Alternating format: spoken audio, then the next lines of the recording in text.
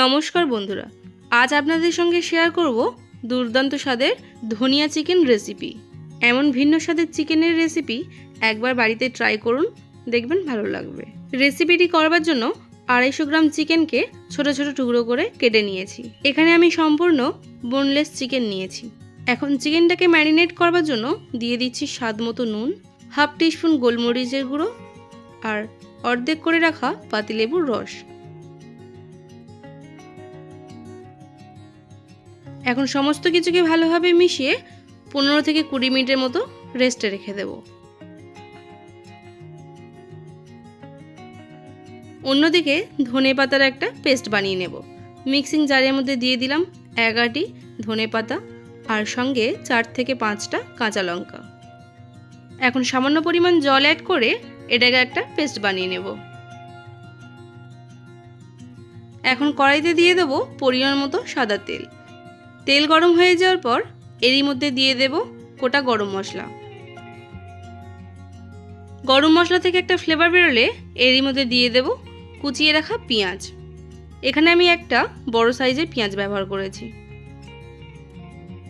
এখন পেঁয়াজটাকে হালকা ফ্রাই করে নেওয়ার পর এরই মধ্যে দিয়ে দেব আদা রসুনের পেস্ট।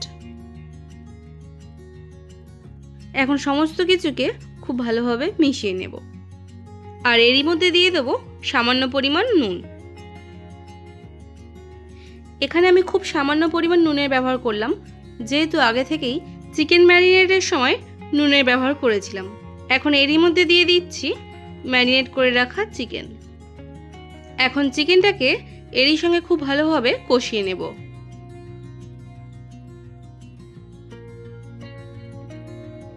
দেখুন বন্ধুরা, চিকেনের কালারটা হালকা চেঞ্জ হয়ে গেছে। এখন কিছুক্ষণের জন্য ঢাকা চাপা দিয়ে এটাকে হতে দেব। তবে এই সময় গ্যাসের ফ্লেমটাকে মিডিয়ামে রাখবেন। মিনিট 5 পরে ঢাকাটাকে আমি খুলে নেব। দেখুন চিকেনটা থেকে হালকা জল ছেড়েছে আর এই জলেই সম্পূর্ণ রান্নাটা আমি করে নেব। এখানে আমি এক্সট্রা কোনো রকম জলের ব্যবহার করব না। এখন এরই মধ্যে অ্যাড করে দেব পেস্ট করে রাখা ধনেপাতা।